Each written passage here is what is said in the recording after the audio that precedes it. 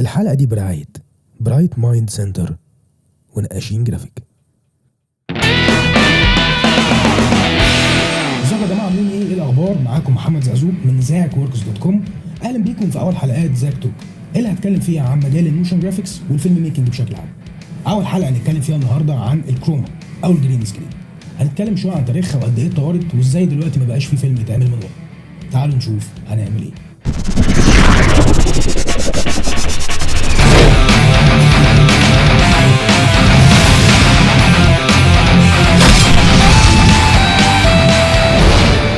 بدأت الكروما سنة 1930، يعني من حوالي 80 سنة تقريبا. الاستوديو اللي ينسب ليه اختراع الكروما استوديو اسمه اركي او بيكتشر. الاستوديو ده اللي انتج فيلم فلاينج داون تو ريو وفيلم كينج كونج القديم قوي.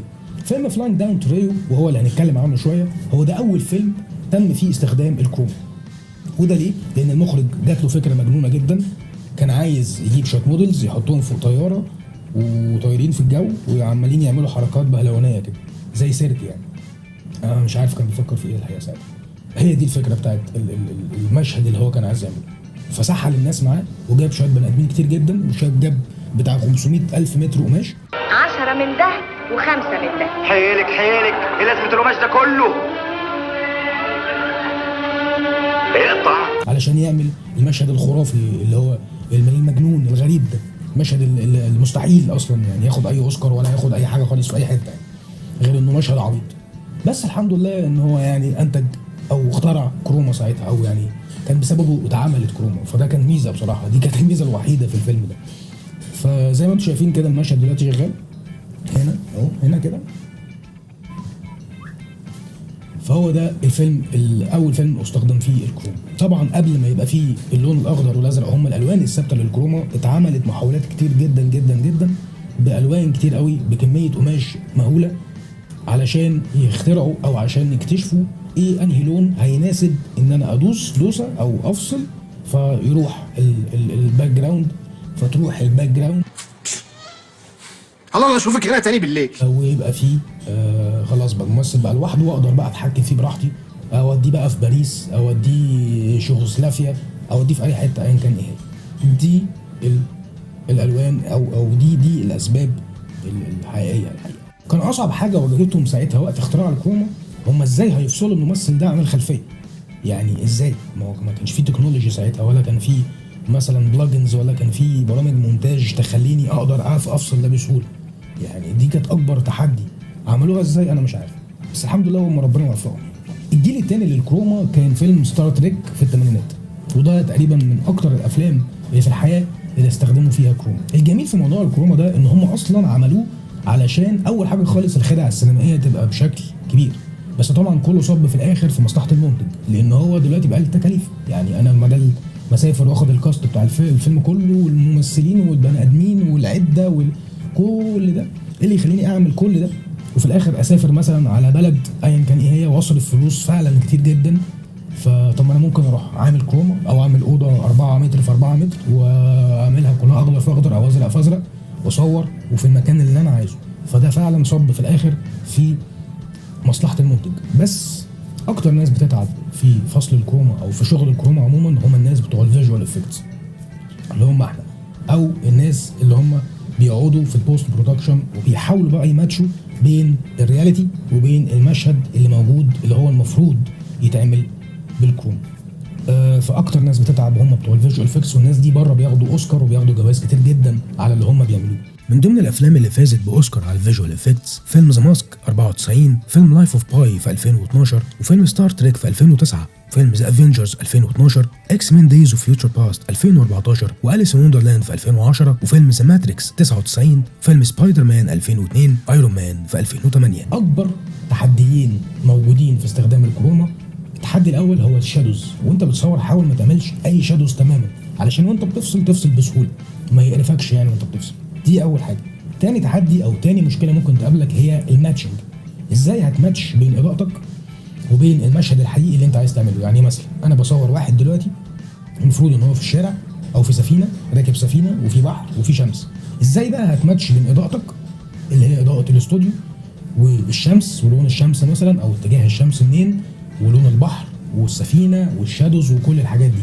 ازاي هتماتش كل الكلام ده علشان تطلع مشهد رياليتي، عشان تطلع مشهد البني ادم يشوفه على شاشه السينما او على شاشه اليوتيوب او على شاشه التلفزيون يقول ده حقيقي مش جرافيك او مش كروم. يبقى حاجتين مهمين قوي، انك تاخد بالك انك ما تعملش شادوز، وتحاول تماتش بين اضاءتك وبين المشهد اللي انت عايز تطلعه. حاجات لازم تفكر فيها وانت بتصور على كروما. الكروما لازم يبقى لونها اخضر فاقع، لازم تكون خامتها قطن او اي خامه مش بتعكس الاضاءه، لازم تكون مكويه كويس وما فيهاش كرمشه. محتاج 3 كشافات، ولو مفيش 3 ممكن 2 كويس، بس دي هتطلع اقل نتيجه ممكنه، واحتمال ما تطلعش نتيجه اصلا. لو عايز نتيجه محترمه هتحتاج 7 كشافات، 4 على الكروما و3 على الممثل. محتاج كاميرا DSLR كويسه، على الاقل كانون 600 دي.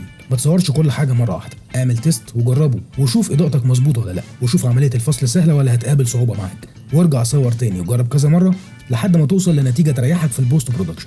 لازم تعرف ان كل مشهد مختلف عن التاني، يعني مش كل المشاهد اللي متصوره على كروما فصلها بيبقى سهل او بدوسه واحده، في مشاهد بتحتاج شغل كتير وبتاخد وقت. التدريب، درب ايدك كتير على مشاهد متصوره على كروما وجرب تفصلها. دايما حاول تقرب للواقعيه في شغل الكروما، يعني اظبط اضاءتك كويس قوي عشان تقدر تقنع اللي بيتفرج ان المشهد ده حقيقي مش كروما. ودلوقتي جه ميعادنا مع فقره اللينكات، وبما اننا النهارده بنتكلم عن الجرين سكرين او الكروما، دي شويه لينكات تقدر تحمل منها فوتج متصور على كروما، وتقدر بقى تتدرب براحتك في البيت باي بلجن باي برنامج فصل انت شغال بيه. دي فوتجات كلها فري، دي مواقع بتقدم الكلام ده، ناس متصوره على كروما تقدر تتدرب فيهم براحتك. دلوقتي بقى جه ميعادنا مع التوتوريال بتاع الحلقه او الدرس بتاع الحلقه. النهارده ان شاء الله هنتدرب ازاي تفصل كروما. تعالوا نشوف هنعمل ايه بقى في الدرس ده. هنفصل المشهد ده ببرنامج الافتر افكتس.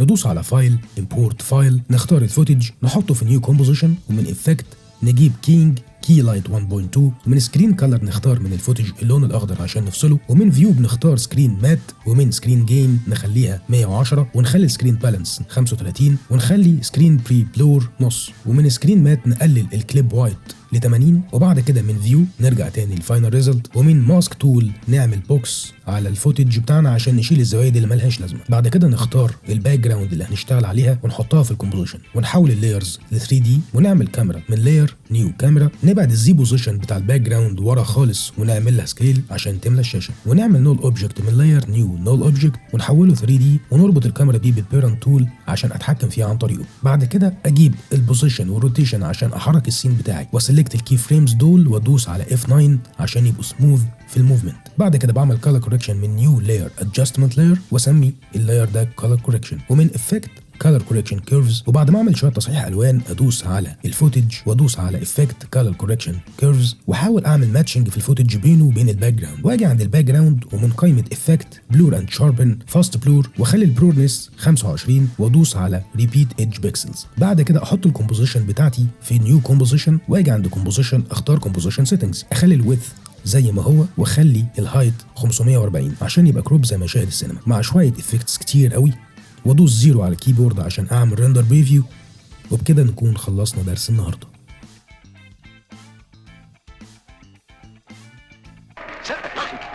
حاضر. برافو برافو برافو. كده تكون حلقه النهارده خلصت الحمد لله على خير. استنوني الحلقه الجايه ان شاء الله، وما تنسوش تعملوا سبسكرايب ولايك وشير، وكمان تفولو مي على ساوند كلاود علشان تسمعوا الحلقه لو مش عايزين تشوفوها على اليوتيوب. كان معاكم محمد زقزوق من زيك وركس.com، واشوفكم المره الجايه ان شاء الله في حلقه جديده من زيك توك. سلام عليكم.